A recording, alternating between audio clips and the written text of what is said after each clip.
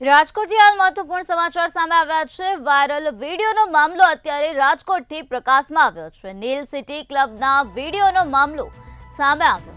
નવરાત્રિના આયોજનમાં બોલિવૂડના ગીતો વગાડવામાં આવ્યા હતા।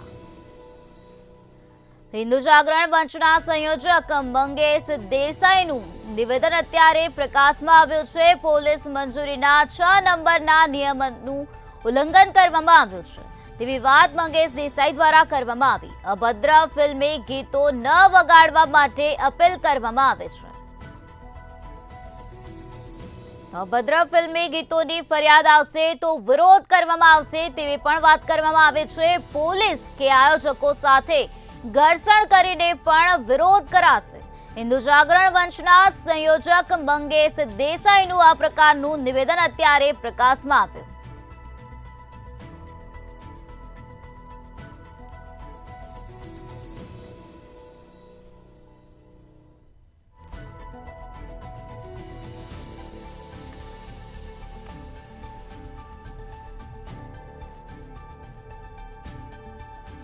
નવરાત્રિના આયોજનમાં બોલિવૂડના ગીતો વગાડવામાં આવ્યા હતા। આયોજકો ભાન ભૂલ્યા હતા અને ગરબાની જગ્યાએ બોલિવૂડના ગીતો વગાડવામાં આવ્યા। ત્યારે હિન્દુ જાગરણ મંચના સંયોજકનું અત્યારે નિવેદન સામે આવ્યું છે। પોલીસ મંજૂરીના 6 નંબરના નિયમનું ઉલ્લંઘન કરવામાં આવ્યું છે તેવી વાત મંગેશ દેસાઈ દ્વારા કરવામાં આવી છે।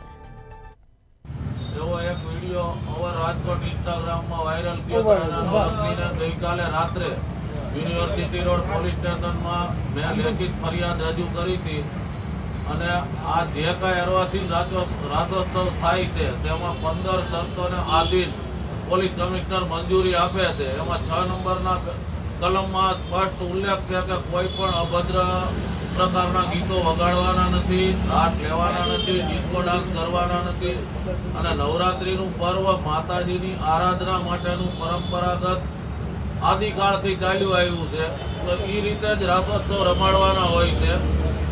તો આ જે કાંઈ ઘટના બની છે એને અનુલક્ષીને મેં ફરિયાદ કરી હતી અને પોલીસે તપાસ પણ કરી છે। ગઈકાલે આયોજકોએ એવી બાંયધરી આપી છે કે